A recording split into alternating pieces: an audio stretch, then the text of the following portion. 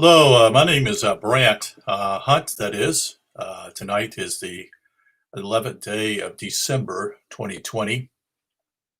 I'm supposed to be live on Facebook and also on YouTube tonight. This is a program I just want to do something else. I kind of want to share and talk.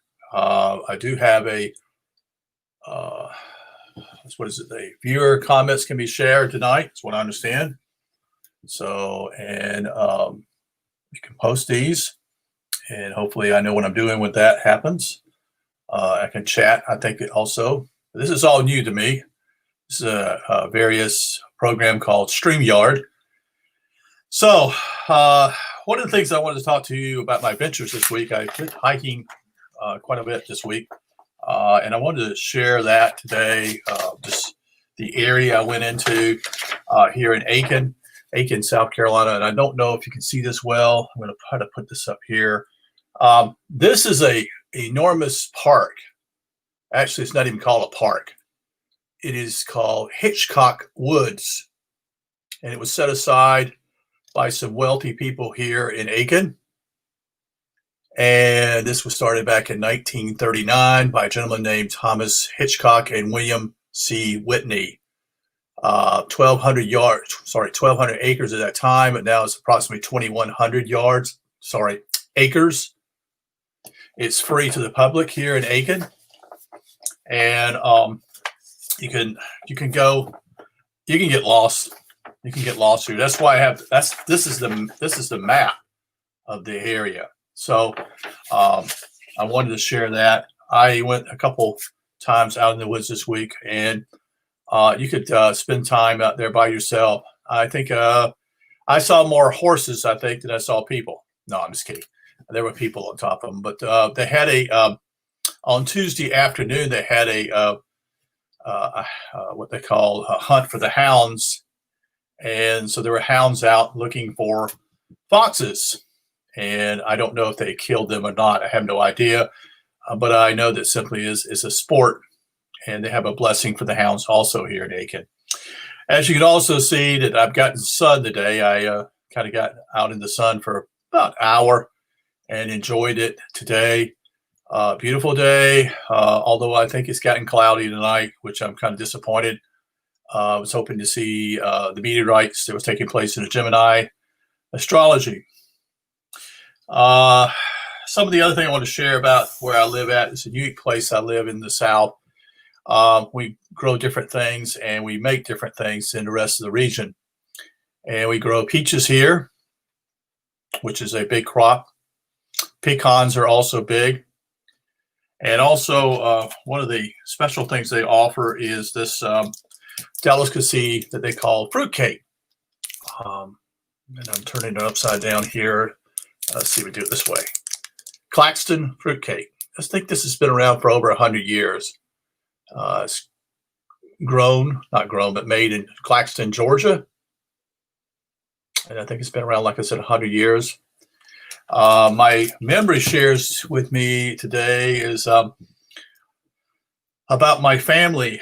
Well, let me share one more thing about since I was on Hitchcock Woods.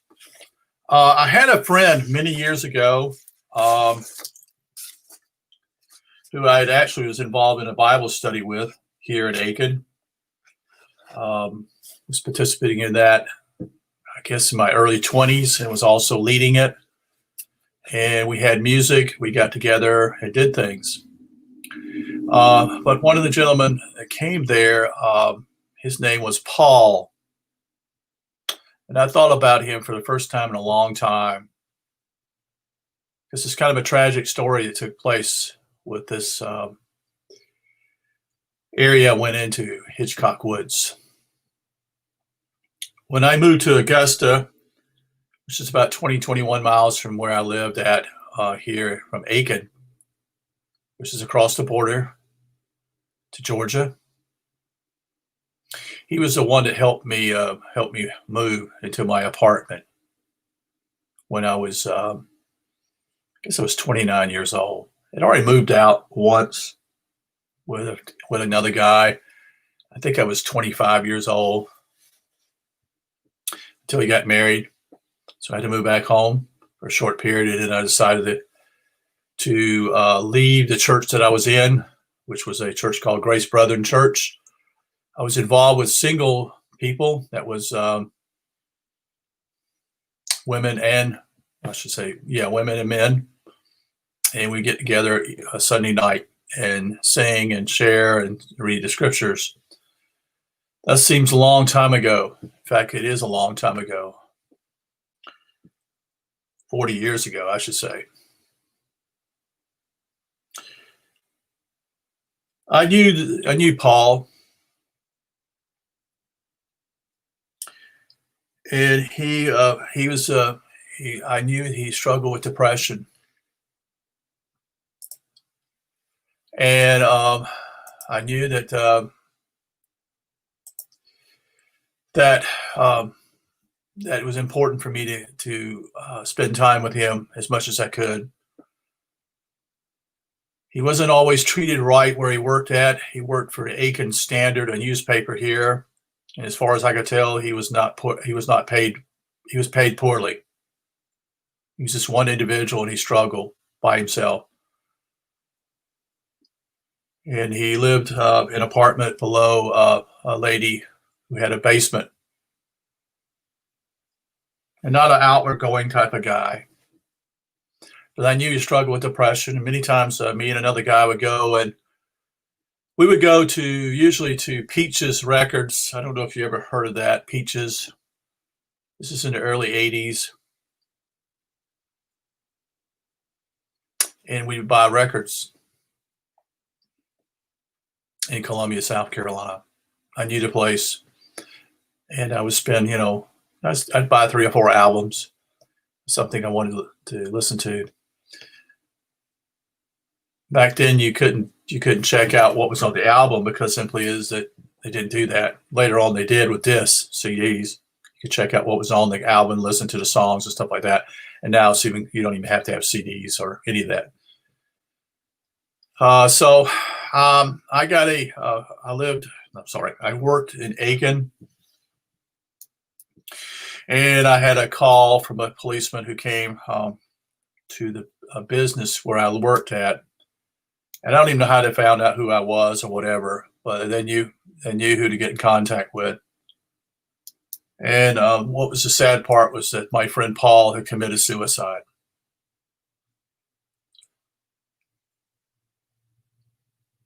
Last time I saw him was, I think, in 1989. Once I'd moved to Augusta, I was now involved with singles at another church.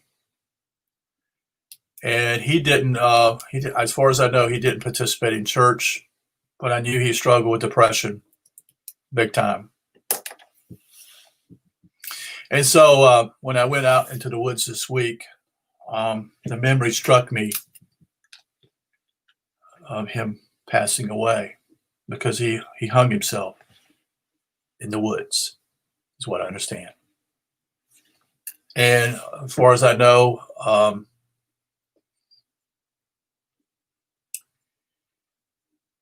they didn't find the body till later on. It wasn't something they found recent.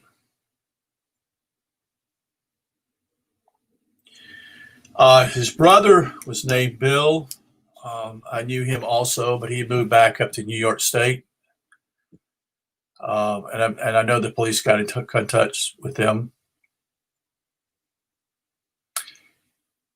You don't have any idea what goes on with people, do we? I knew that he would struggle with depression, and I tried to spend time with him. And we would listen to albums, and he's the one who turned me on to the band called the Waterboys. I'd never heard of them before. And Paul didn't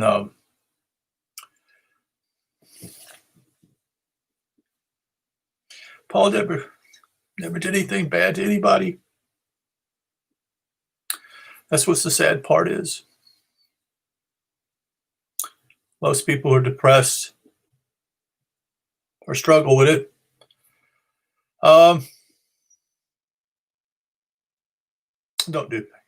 They don't do bad things to people, usually.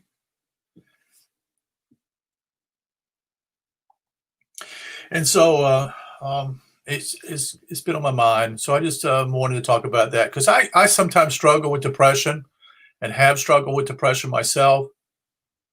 Although I have the personality that allows me to be outside as an extrovert, I'm not an introvert all the time. I can be introverted.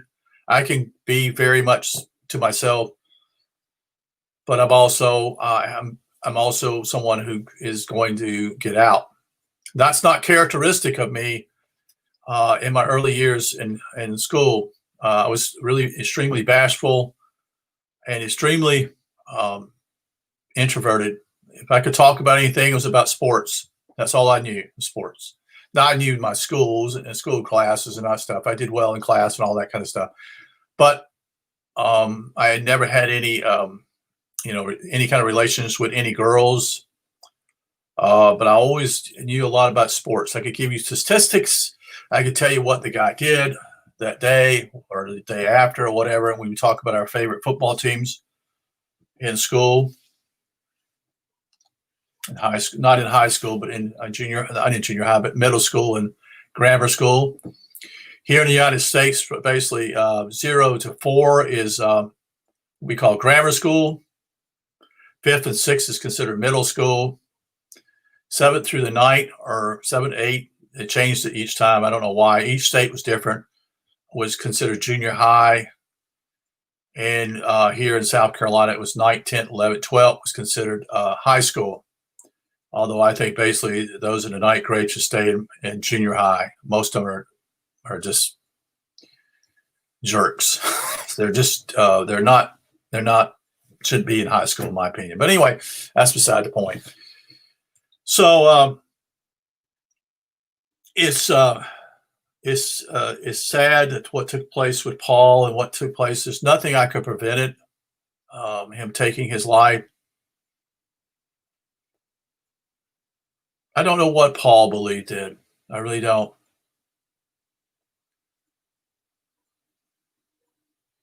I don't know. Strange how we meet certain people in our lives and we think they're going to be here for a long time. We just don't think about those things. Same thing when you think about the businesses that you go to, or where my father started a business in 1975 here, and really had $10,000, and that was it. And he had products, yes, from North Carolina. We had another business up in North Carolina in a place called Monroe, and couldn't get anybody who could work. That is, depend upon him. They would steal. So you would call up there and the phone wouldn't even be answered. So how can you run a business that way? So we had to close that place up and had to move it here also.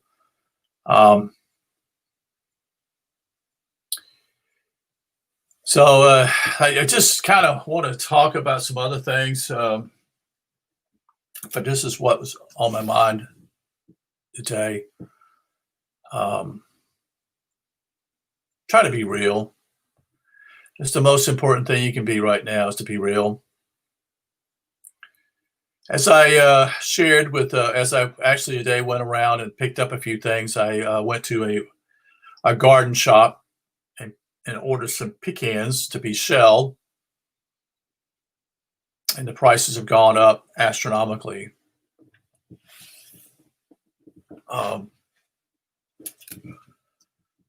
See, last year they were pretty expensive, and this year they're pretty expensive.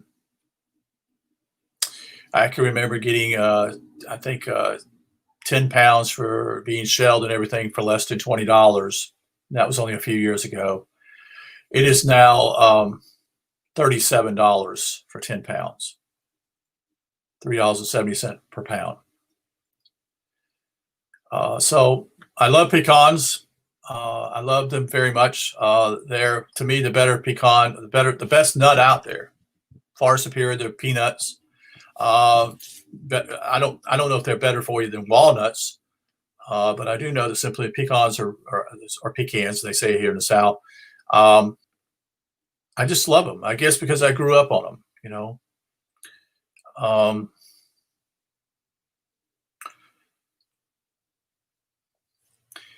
So I met with him today and talked to him for a little bit. It's a small business. He's been in business for probably, I'm guessing, close to 50 years. And he showed me one of the things that they weighed a thing, weigh it for pecans and stuff like that. And it's over 60 years old. And he was talking a little bit. We were talking a little bit of politics in some ways, and I just told him simply, straight out, simply, so all politicians are liars. They are. They're just stinking fucking liars. It doesn't matter what party they're involved in. They lie. That's all they do. That's all they know how to do. I think that's what they grew up into. And then also simply is that we talked about simply is that how things have changed, and that I even talked about COVID-19 issue. And I didn't wear a mask in his place, and he didn't say anything to me about it. And no one's going to tell me that I've got to put a mask on anyway, because I'm the authority. Okay, I am the authority for my life. You see, and oh, there's somebody here. I see. Who is that? It looks like I see. Hello, Smoking a G. How you doing? If that works right. Let's see. Now I got to figure out. Okay, so everybody's. Let's see. Nope, that's okay. Cool. So anyway, are you having a show tonight, Smoking a G? That's a question I'm asking you. Are you having a show? Are you having? You probably can hear me. Maybe she just dropped in. I don't know. Let's see. Are you having a show tonight?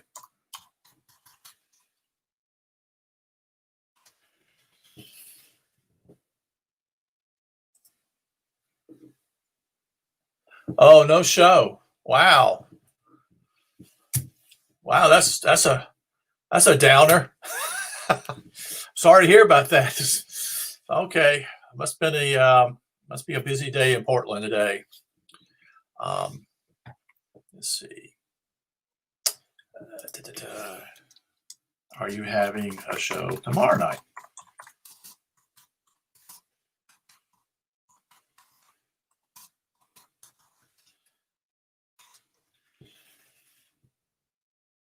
Oh, you're here for my show. Okay, I'm sorry. Well, I'm just rambling. I'm sorry. Okay, not sorry, but I mean, well, I am sorry, but I'm yet, okay. So I was just talking to this gentleman at the store here, and we were just, like I said, we was talking, and we have talked before, and I could tell his attitude had changed dramatically. He's very pessimistic. He said the business is good, but I gather simply is that, I think he was a Republican, and I think he simply is disappointed in just the way politicians are. Simply is that they just lie about everything. So we went on and talked about a few other things, and then I told him I see him. He told me he'd have the pecans cracked. They put them in a machine and they crack them. And they're easy then to pull apart and get the pecan out of the pecan shell. And it's a lot easier that way than doing myself, although I use a hammer to get the nuts out of them. But it's just unique to see how they do it. It's a machine, it does it very elaborately. But anyway, we talked for that, and then and then I walked, getting ready to walk out, and three people walk into the to this place, and all of them got these bandanas all over their faces. I mean, a mask, or whatever you want to call them. And I'm seeing basically what I'm seeing with people is simply they're quite happy to do this. They're happy to wear a mask. And this is what I sense is that they are. This is a new normal. They are going to go along with it, and this is going to be. No one's opposing it, supposedly, although we are, a few of us. But the overwhelming majority are going to be followers. They're following the government, whatever they tell them to do. I'm sure the government could tell them simply to get a gun and put it into your head and shoot it and see if you could live or not. Put 5 bullets out of the 6 in the chamber and see what happened. Let's see. My costume has a Celtic wolf going Viking. Okay, you're gonna have to explain that one to me, or you have to show me that. Spoken G. So what's transpiring is simply this: is people are they're going to go along with it. They're going to go along with it, even though it's here in the South. Far less. As I went to the grocery store today, people look at you a little bit strange, but they never said anything to me. But what's transpiring is that they just do it. They don't even question anything. It's like the people are like robots. They're not even asking themselves, why are we doing this? I mean, they think they're doing it for a good cause and something to keep themselves from getting, but we've already proven, even doctors have proven simply is that these masks don't protect you from anything. And yet they go along with it. And so with this taking place, it means simply is our country is being destroyed from within. You see, within. It's not an outside enemy coming here and attacking us. It's internally people are giving up and simply going along with what's taking place. And it's a shame. And the sad part was simply is not only that, what I saw today, there were kids wearing masks, 2, 3, just wearing masks as though this is the standard protocol. And then when I went to the food store, a grocery store, I just remembered there were 2 or 3 women who were not wearing masks besides me. So I think there was like 4 of us or 5 of us in the store, and all the men were wearing masks. There's no men who they're just become pussified, for lack of a better word. They are not men. They're not even, they just go along with the program. And it's going to get worse because people are going to continue to lose their jobs. In fact, I think last week, I think I read simply is they were only expecting about 200,000 people lose their jobs. And instead, over 700,000 people lost their jobs. And this is supposed to be what we call the Christmas season. This is supposed to be where, somehow they call it jobs jump up a little bit and go, how it's done in the past. But it is not taking place. You know why? Everybody's ordering, I think, online. Although when I went to downtown Aiken today, they were a good many out, but you have to remind myself that, or pinch myself, is that it was 70 degrees today. It was a beautiful day for December 11th. It was absolutely splendid. That's why I have a little bit of sun on my face today, because I laid in the sun, because basically it was just a sunny day. And it's just kind of wow when you see that. I mean, that's the way in the South is, though. One day it's 70 degrees, the next day it's 45, and then it goes back up to 70. They claim that's the reason why people in the South tend to get sick, because there's a change in the weather one day, and the next day backing up like a graph, backing up down. So, but anyway, I'm now live and sharing this. But what I wanted to do simply is, does anybody else want to talk about something else? Does anybody want to enter the show here? If I can remember how to do this. So are you interested in Smoking G being on here?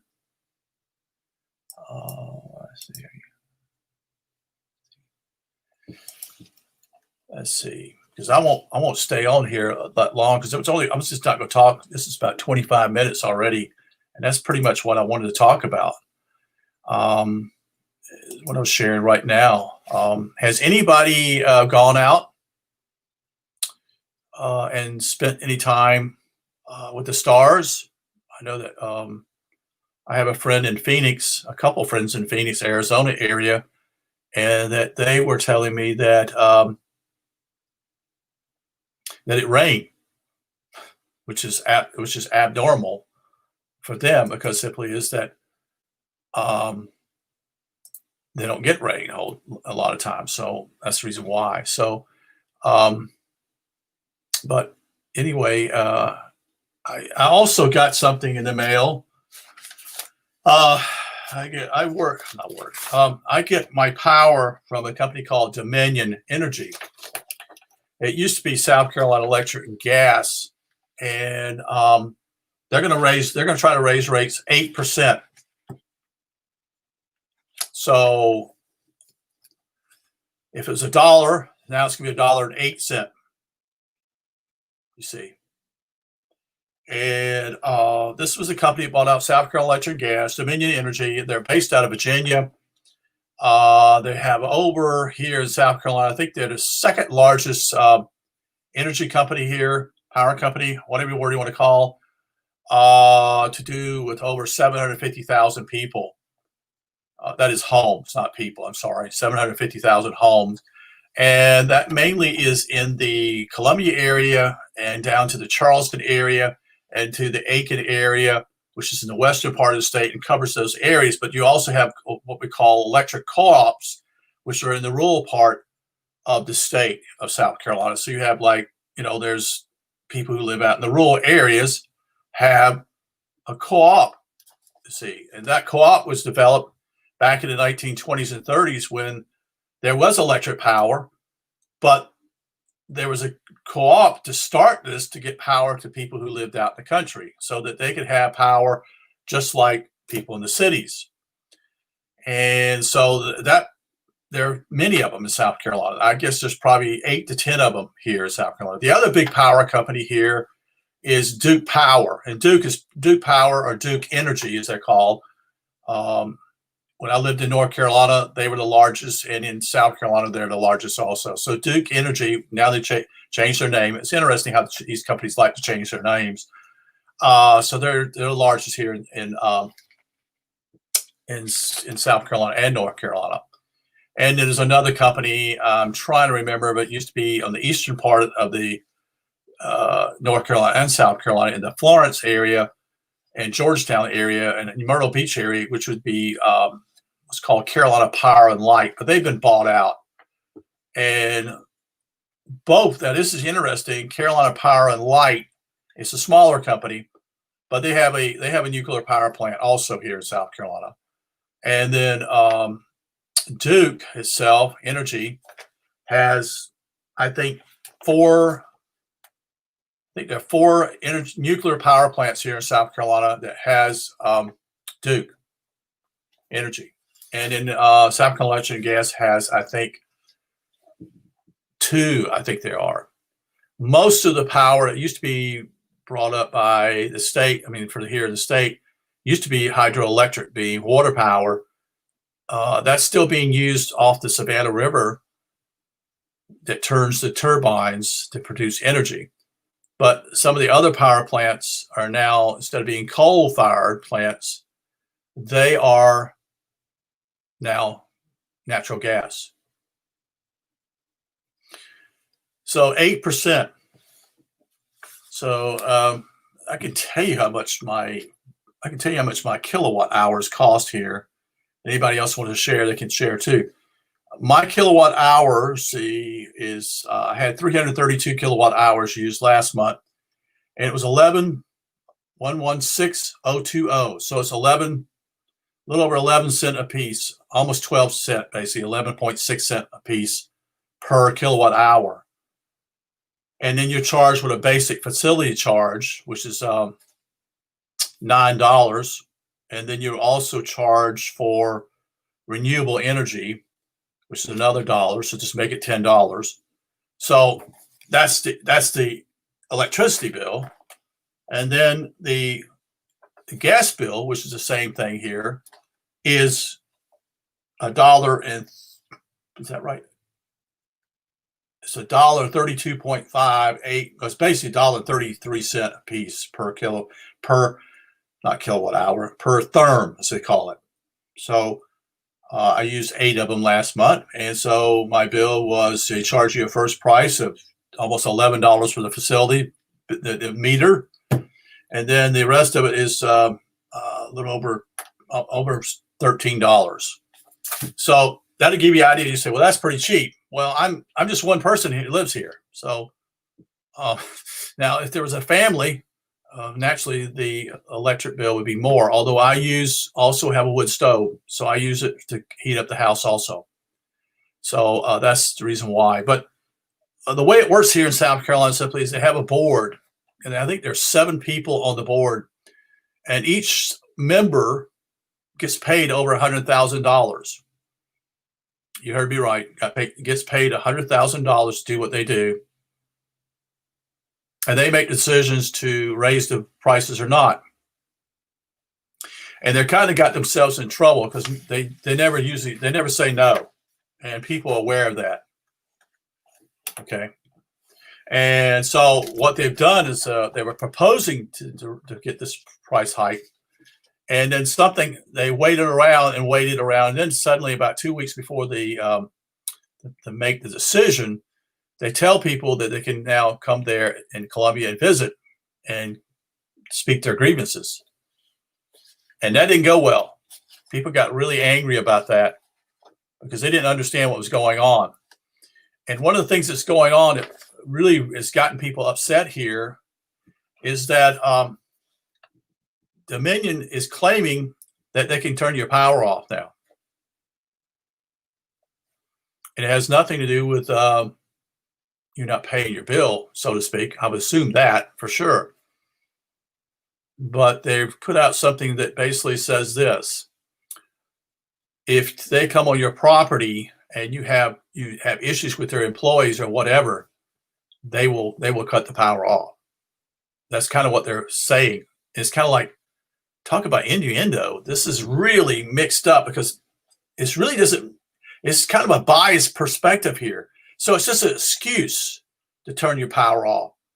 It's not really when you say, they come on your property and you say something to you. Because I've dealt with these people, and they come in and they have to come in, and they usually, I ask them to come here and say they need to cut a tree down because it's to your advantage to cut the tree down, because if you cut the tree down when there's a power out, you're going to have to pay somebody else.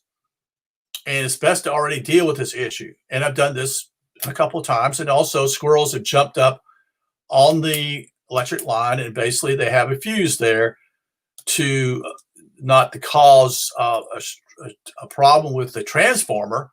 They have a fuse on the power line that basically it goes bad in order not to mess up the transformer, because the squirrel gets up there. And I've had this happen to me twice in the last 6 years at my house. So I have to have them come out and take the fuse down and put a new one up. So that's what transpires with what I call with a guy. And there's never been he treats me well. I treat him well too. And so there's never any accusations. It could be that way with people, because people just want the power back on. That's all. That's all they want. Just turn it back on. And where I live at is interesting. On my side of the street, it's all Dominion Energy. And on the opposite side of the street is Aiken Electric Co-op. And then I know that Aiken Electric Co-op requires a $500 payment in case, that people don't pay their bills.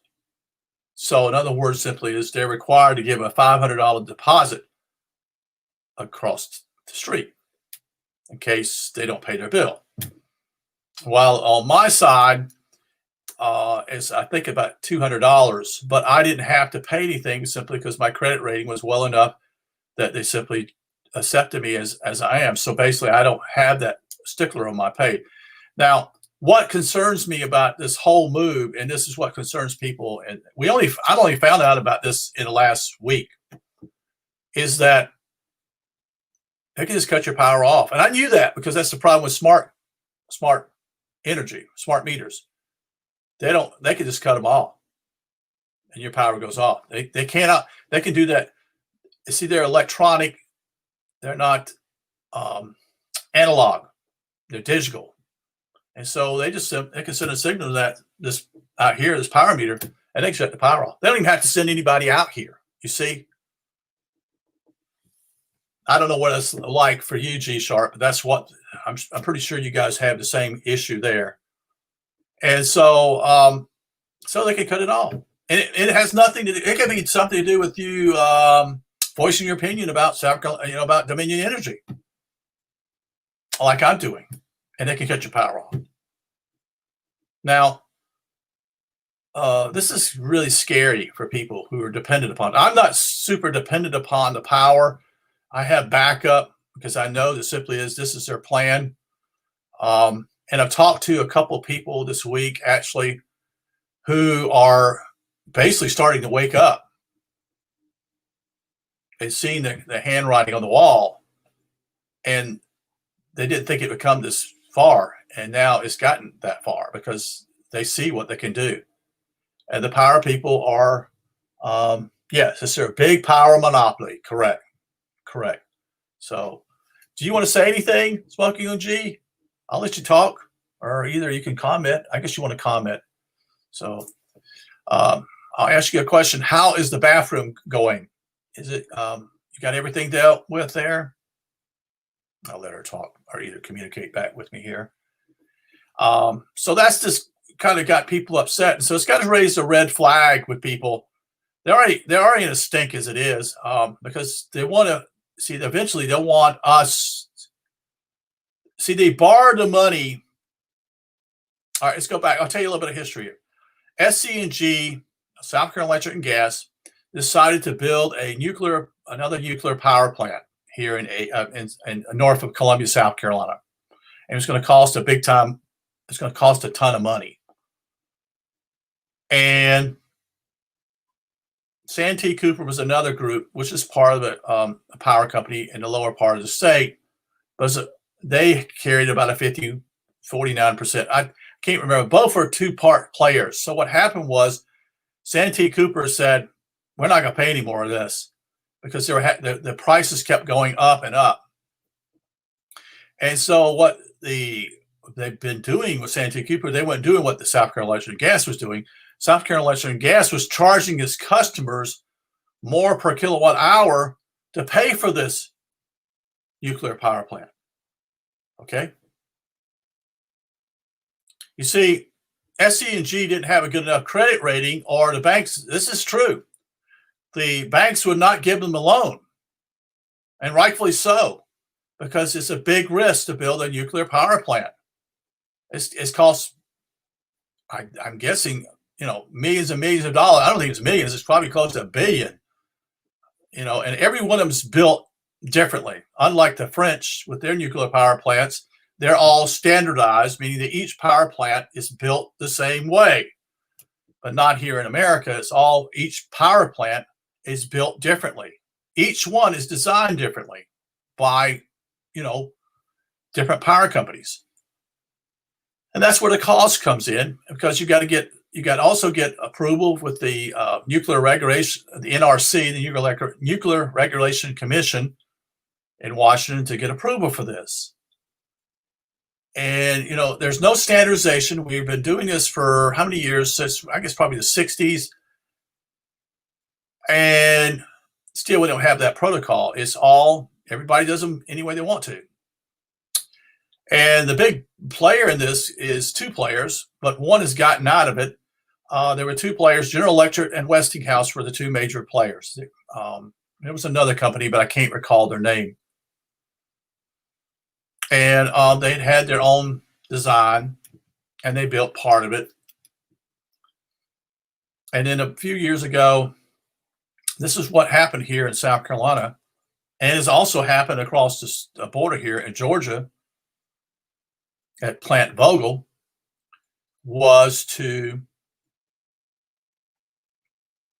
Westinghouse went broke. They went bankrupt. You see? They went bankrupt. They sold their division to Hitachi, and Hitachi was going to do, I think this is correct, Hitachi. don't hold me to that. I know it's a Japanese or a Korean company. It's either that. And what happened was simply is they were going to build two new nuclear power plants also in Texas, and I think one in Florida. And they never got started. And so this didn't work out. And so the whole thing just basically started, the wheels started coming off. And this pretty much put SE&G under a lot of pressure, because now who's going to help them to build the rest of this? And eventually, when Santee Cooper saw the writing on the wall, even though SE&G kept saying, well, we'll just keep going down the road, even though we're taking on water here, Santee Cooper says, we can't keep bailing you out here and keep throwing the water out. So we don't want anything to do with this. So what this happened was simply is that South Carolina Electric and Gas got in trouble. And eventually South Carolina Electric and Gas had to get the approval of the government here, the state, to sell to whoever they wanted to sell to. And Dominion was the one who showed the interest, and so they sold it to them. Santee Cooper is owned by the government here. So it's a little problem here. And this is the problem with Santee Cooper, is that simply is that's owned by the taxpayers. Now, why would the government, in other words, simply is Santee Cooper gives power to the electric co-ops. Okay, do you follow what I'm saying here? So what's taking place simply is this. The electric co-ops are owned by the people. That's what a co-op is.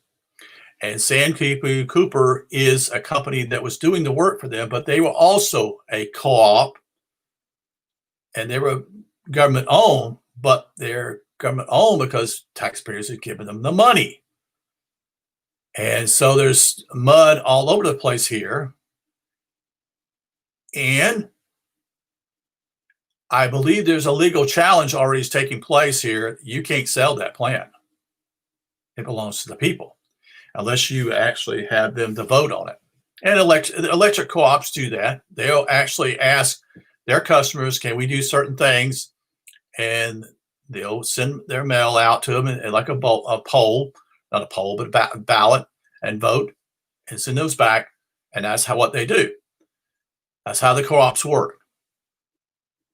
The co-ops here probably provide power for, I don't know how many people, but I'm guessing probably less than 20% of the people in the state. It might be down to 15%. But again, this is all rural. See, no one wanted to provide power to the rural areas because it's costly back in the 1920s and 30s. So this is why co-ops got involved.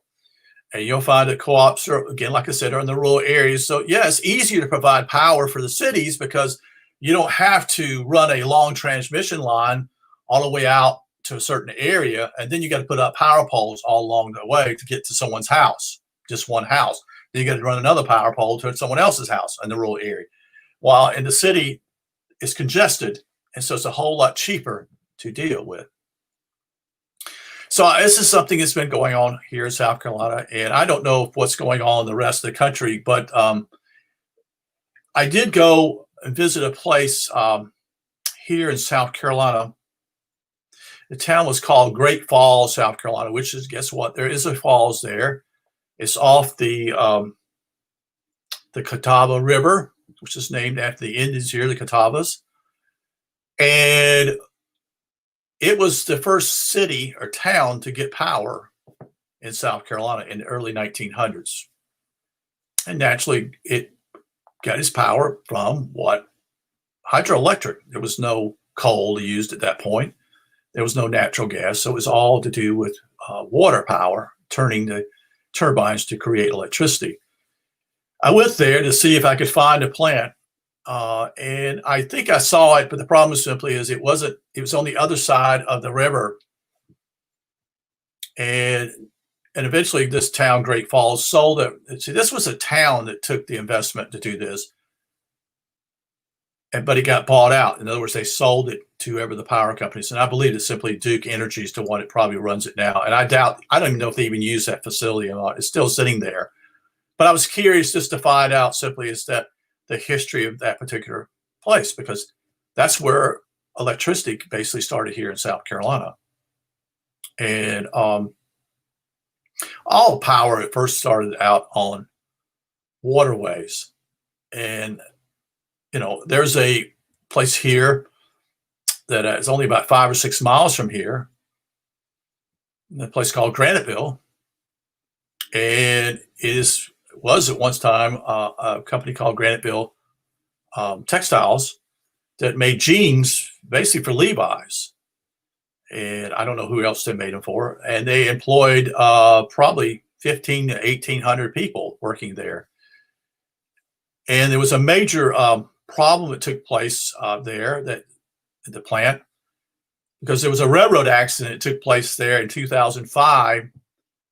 And at that time was the worst train accident in the South. It may have been actually in the United States. I think close to 9 or 10 people got killed on a train wreck that was basically someone did not flip the switch. What I mean by that simply is that there's a manual switch that you go off the main to go onto a sub. And someone had worked there with the train, a small deal, brought coal to the power plant there at Graniteville. But they failed to turn the switch back to the main line that went through there. And no one knows this because there's no CTC there. What does CTC mean? CTC is this computerized transportation control, or central transportation control. That is, now it's done by satellites, but not on this track. It's not that way. It's what they call a dark area. There's only 3 or 4 trains that go through there each day. So they don't see the cost in putting in all that infrastructure to be feasible. So what takes place is that simply is they didn't flip the switch, and the people are coming down the track at 40, 50 miles per hour, maybe slower than that, ran off, not onto the track, ran where the other locomotive was at, parked on the sub track, and ran into it. And actually, guess what? A rail accident. And unfortunately, the sad part, there was the engineer and the conductor were both killed. They didn't have a chance. Didn't even know it. They didn't have a chance. They were both killed. And then other people got killed either by the chlorine accident. In other words, there was chlorine cars here, and they leaked and exploded. A couple of them caught on fire. And people had their windows open in their houses. This goes right through a community, folks. And there were people who died because they breathed the chlorine gas that came in. And it was a major deal here because actually they shut down. They used the University of South Carolina at Aiken as a control center, because the only place that they could use that for the rescue deal. And the University of South Carolina Aiken is basically, the land was given to the University of South Carolina Aiken from Graniteville Corporation. That was property they owned, and they gave property to the university to build a university there in the early 1970s. And so that was their property they gave, and their library is called Gregg Graniteville Library, named after William Gregg, who started the company many years ago, back in the 1800s. In fact, was the first really industrialization of cotton mills in South Carolina was actually here. And they built actually a canal to provide water power to turn those turbines to produce power for that textile plant. That's kind of what I wanted to share about the whole story about that. But that's the whole thing really kind of changed. In 2005, the owners of the place, it caused catastrophe because the chlorine gas had effect upon doors, on any kind of metal contact it came into with, and destroyed, part of what, the apparatus equipment. So that meant simply is that the insurance company was going to have to pay out not only to the people who got killed, not only to the people who suffered to this and take care of that, but also they were going to have to pay for what the damages they did to the plant there due to the chlorine gas. And what transpired was something dirty. The owners took the money and stated they were going to open the plant back up. They never opened it back up. They took the money. So the plant never opened back up. So, you're talking about 15 to 1,800 people losing their jobs. Now, that's a catastrophe. It was an accident, but that's what happened. And it was a big deal here in South Carolina because the city of Aiken, the county of Aiken couldn't handle all. They had to ask the state to help because of so many things that were going on. This was a major deal. They had to come in here and move this stuff. No one knew what to do. Fire department people didn't know what to do with chlorine gas.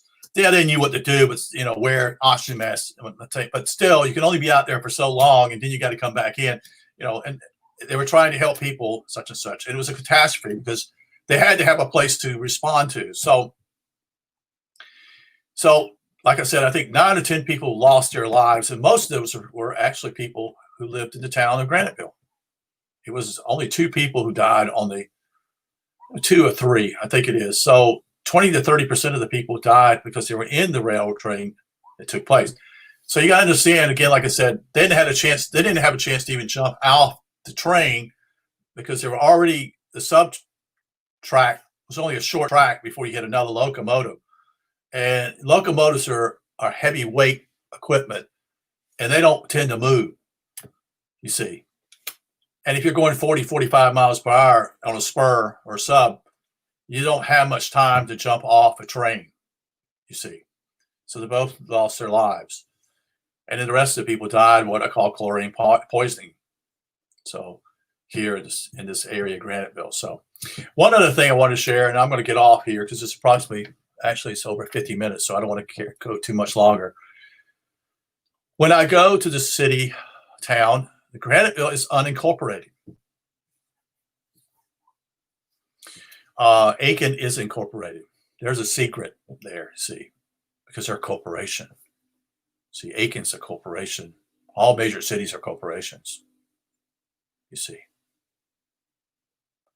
So they don't have any rules for you to wear a mask because they're not incorporated. So I can go to another town here, a town called Wagner. They have a Piggly Wiggly, I think it is. I can go there grocery shopping, and there's no thing telling me I've got to wear a mask because it's an unincorporated area. See, in Aiken, they require people to wear a mask. Although I've walked in stores without a mask, like I did today. No one said anything to me. And if they said something to me, I just say, that's okay. I won't come back here anymore, ever. I don't, if you don't want my business, I don't need your business either. I'll go somewhere else. And they know that. And they know also simply, I can make a stink of it a little bit. And I wonder sometimes simply is that the mayor here, I believe they've overstepped their bounds because I don't know if they have the power to do what they're doing, the emergency powers, especially the powers, and someone could actually sue them. And you know what? If I knew some things about law, somebody could make some big time money by suing these mayors. Now, the problem is any lawyer going to do that? I doubt it because most of them don't have the cojones to do it. But it's just a question. If someone did that, it would have a rippling effect upon,